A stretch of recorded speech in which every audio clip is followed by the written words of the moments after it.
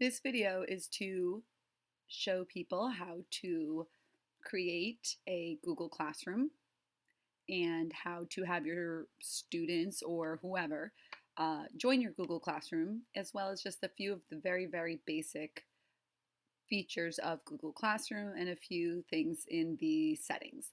There will be separate videos for more specific things such as Google Forms or slides or some things with the grades and things like that. So one thing at a time here. So first thing you want to do is go to classroom.google.com. You obviously have to have a Gmail email address.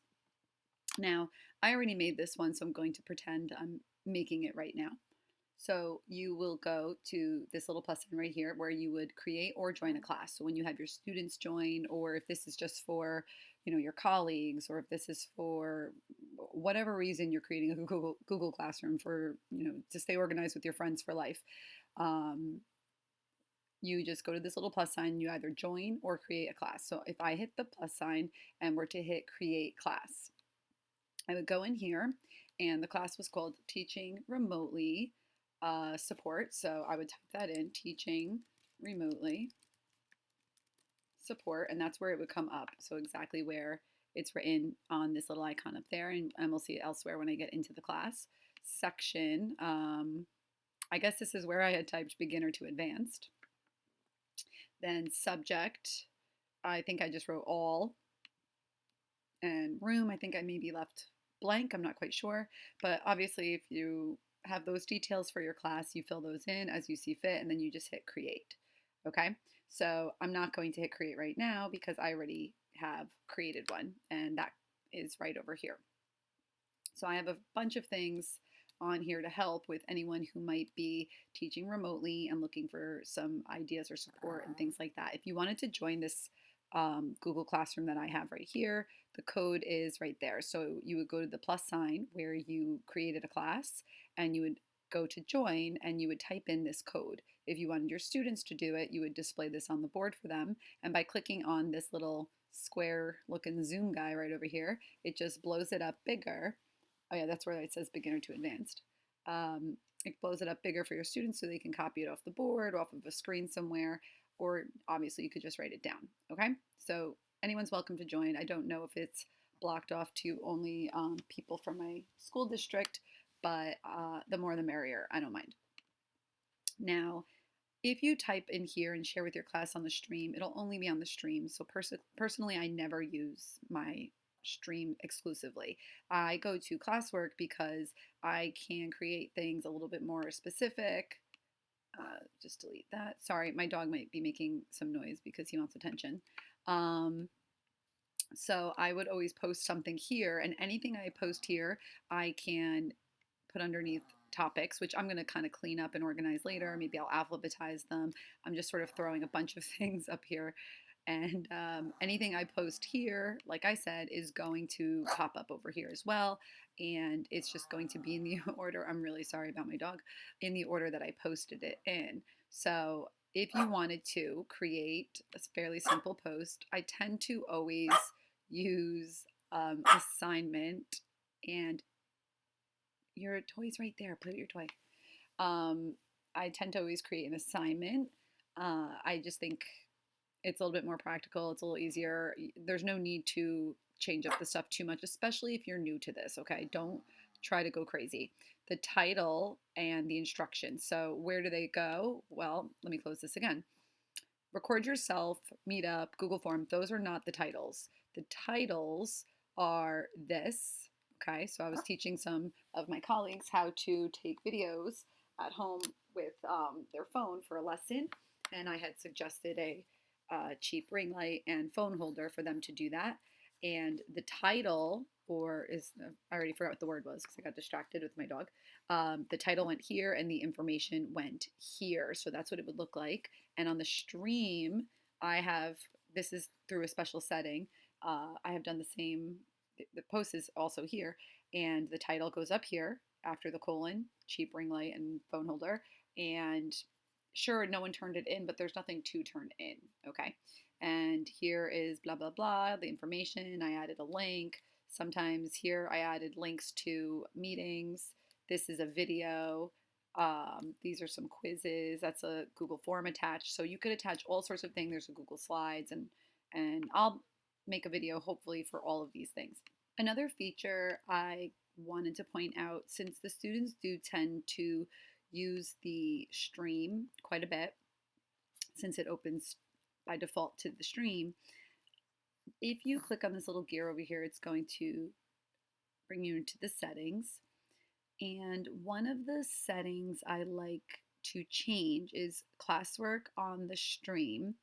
I like it to be on this option that says show attachments and details. If this setting is not on, for example, like this, I'm going to hit save. Now the settings allow it to look more like this on the stream. The only thing that has a big blown up thing over here is the post from Quizzies, which we'll talk about that in another video. But all of these little posts are much smaller. I just feel like you don't really get to see the details, the information. So this is what it looks like right now. I'm going to go back and turn this on to, that's condensed. I want to show attachments and details again and hit save. So here, and I'll just even zoom in a little bit as well, maybe a lot of it. Here you can see when it was posted. If there's a due date, you can see the due date. You could see when it was edited. You can see the information or the details, what is attached to it. It's just, to me, a lot quicker for students to wrap their minds around what's going on. See, this thing had a due date, so I could see, when this was due. I like this view a lot better. I think my students do like it better as well. If you want everything closed and little, then of course you can, turn it on whatever you want. Over here, it also has upcoming due dates. So that's another reason why it's important to post due dates on things, because it'll remind students of when things are due. If they click view all, they can see a bunch of other details there. On the student end, it might look a little bit different. To review and reviewed. That's just something else I like to edit, okay? So I'm going to create a post right now. So assignment. So I'm going to start off by posting a sample of a post with an attached PDF. This is a sample of something you may decide to post for your students. Now, when you go to add something, you can either add an existing file or create one if one does not exist already. So if I went to hit create, I can create a document, for example. Now I'm in an untitled Google Doc. So I might say, for this assignment, please do the following. Blah, blah, blah. You give your instructions and we're good to go. So you created it. Then you might say assignment number 1. Now, this will change in a second. It's going to say the name. And I can even just close this out. That's fine. When I attach this, you can either just let the students view the file and the instructions are on the file, but then what was the point in making the doc, attached when you could have written your silly little instructions here? If it were, a bigger, more worthwhile thing than that already existed that you share year after year, and then I guess, sure, that's great. But you can allow students to edit the file. That might mean that the whole entire class has access to the same document, and they're all going to contribute to that same document. Or you can make a copy for each student. So that means that every single person that logs in and goes to, open this up and download it is going to be able to have their own copy to edit, and then they could send it back to you. They don't really even have to send it back to you. I don't know how with Google you are, but we'll figure it out day by day. But it's already shared with you, and you can see what each student did. You can see at the time that they did it, when the edits were made. So last edit was made 1 minute ago. See, I'm looking at my version history, and it's showing that I typed on this at certain times, and you can see what a student wrote on it and when they wrote it. So, you could see if they did it 20 minutes before the period. You could see if they did it the night before. So there is, some benefit to that, because then if they kind of just threw it together. You can tell if they straight up copied and pasted, like did an entire paragraph just pop up here out of nowhere. Well, you can kind of look and see how it appeared. So there are benefits to each of these things, and I can close that out. So that was if I wanted to create, and the same is true of slides, sheets, drawings, and forms. Okay, now what if I want to add? Well, what if I want to add something from the Google Drive? For example, now that thing I just made is in my Google Drive. So what if I want to attach it? It's already there in my recent. I could find it there. I could search for it. This is all searching your drive. You don't have to go into your Google Drive separately. You can upload if you see, a file somewhere and you want to put it in your drive, and you want to, attach it to Classroom. You want to search through the drive, your shared drive, starred files, whatever. So you could attach something this way, and you have the same settings. Okay. Then I'm just going to take that off again. What if I want to attach a file? Okay, so the PDF file, I can drag it from my device, or I could search for it, but I know more or less where it is. Well, I go this way. So I'm going to go to the desktop, and I know it's in this exponential folder. I know it's in here, chapter notes, and there it is. So there's the file. Now I have it clicked, but I can't just hit cancel. I have to hit upload. You could add more files all at once. You could do them separately, whatever you like. And now it's already a PDF. It's attached, so students can view files, so they can print it, do whatever they want. So here, under topic, these are some I made already. I will delete some of them, but let's just do sample packet post, and I might even rename that as just sample post, because I could do a few different things there. Now, you can put the number of points on here, but something like this may not be graded, so I would just click ungraded. Due date, there really isn't a due date for it, but we'll talk about that in another post. Topics there, if you have a rubric for some reason, you could attach it, but this looks good to me. Then you just click assign. Students will see the assignment in their streams immediately. Okay, that's another thing. So if I were to do this little drop down arrow, I can schedule when it's going to post. I could also just straight up save it as a draft, and it'll be, resting on my feed in light gray, and I could come back and access it later. But if you are teaching remotely for some reason and you want to schedule, so something pops up at 8 a.m. Monday through Friday, and you could do all your work on the weekend, and your students' work can pop up first thing in the morning every day. This way, they're also not overwhelmed with 5 posts per teacher on Monday for the week.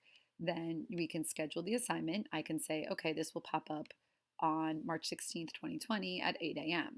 Schedule. So now this will schedule, and it's going to post at that time. So if you look here underneath the sample packet post, so you don't see it on the stream as it's like pending and waiting to be posted, but it is on the classwork page. If you use headers like I'm using over here, or topics, whatever you want to call this, it will go under the topic, and you can move this. So if I wanted this closer to the top for some reason, I could drag and move it. I'm just going to zoom out a little bit. So I can pull this up higher, right? I could even just click right here and say move up. It just moves it up 1 unit, but I'm talking like a math teacher here. It moved it up 1 post. You could drag it all the way top, all the way to the bottom. But like I said, I'm probably going to be a weirdo and alphabetize these, because I think that will be an easier way for people to stay organized. So say you scheduled something to post and you're like, oh my gosh, I changed my mind. I don't want it to post at that time, or I don't want whatever attached to it. Then you find the post, go into edit, and you can change whatever you want. It's still scheduled, and you could change that information right here. When you schedule a post, you can't link it to multiple classes, but I'll show you something else right now. If I wanted to use this same post, which I scheduled for this class for 8 a.m. Monday, and I want this to post for 8 a.m. Tuesday for another class. When you go to create, you can use this option, reuse post. You might be looking in your own files, right? So I'm looking in the files for teaching remotely. If I wanted to go back, I can pick a different class and take it from there. So I'm just going to go from here, sample of a post with an attached PDF, reuse. And now I can schedule this one. If it were for the same class, for another class, I could schedule this one instead for another day and another time. So you can schedule it right there and good to go. Okay.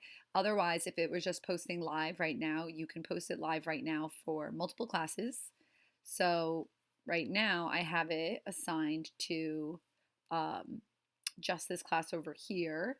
But if you go into 4, I can say, all right, well, I want to attach it for all my classes or everything except the, pre-calculus class, whatever you might need. If it's certain information, a certain file, you could attach it to all of these classes at once, which sometimes people forget to do. And that's kind of annoying when you forget. But you click all of them off wherever you want it to go. And then you could just click assign. It'll blast it out right now. Like I said, if you try to do schedule, see, it comes up like gray. I cannot schedule a post for more than one class at a time.